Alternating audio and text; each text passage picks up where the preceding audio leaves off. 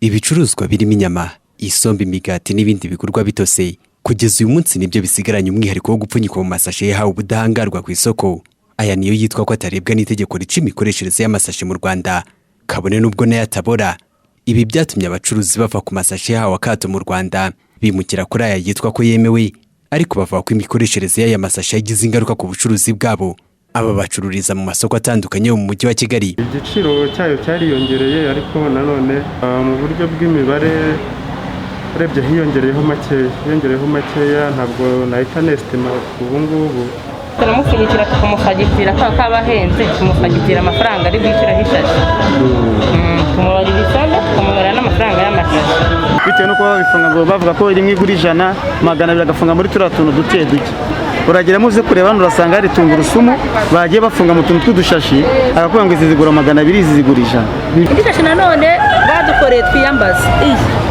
Iyi tuyifunga mu isombe tukayishyiramo inyama, ariko uburyo bwiza badufashije badushakira andi mashashi yandi abasha kubora yoroheje n'atajyanye n'ariya ari mu mwanda. Kuri iyi ngingo ikigo cy'igihugu gishinzwe kurengera ibidukikije mu Rwanda REMA ari nacyo gitegeka abo bacuruzi kwimukira kuri aya masashe.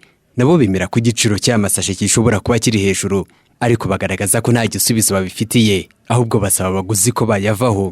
Bwana Faustin Munyazikwiye niwe muyobozi mukuru wungirije wa REMA. Ntabwo navuga rero ko kuba ishashi ihenze ari muri bimwe wenda byo guca intege abazikoresha, ariko wenda ni ikintu kirebwaho n'abakora ayo masashe baba bahawe ubwo burenganzira, kuko nabo wenda igiciro cyabo bakigena bitewe n'ibyo bashyizemo. Ariko twebwe tugarutse ku bitureba nko ku bidukikije, ni uko twe tugize amahirwe ayo masashe ntihagire n'uyagura, akajya niba ugiye kugura inyama, niba ugiye kugura ibyo bintu byose utekereza ko bifite amazi, ukaba wagira icyo utwara bakazigushyiriramo ugataha. Twebwe byadushimisha kurushaho, kuko n'ubundi yashashi irangira igiye muri environment.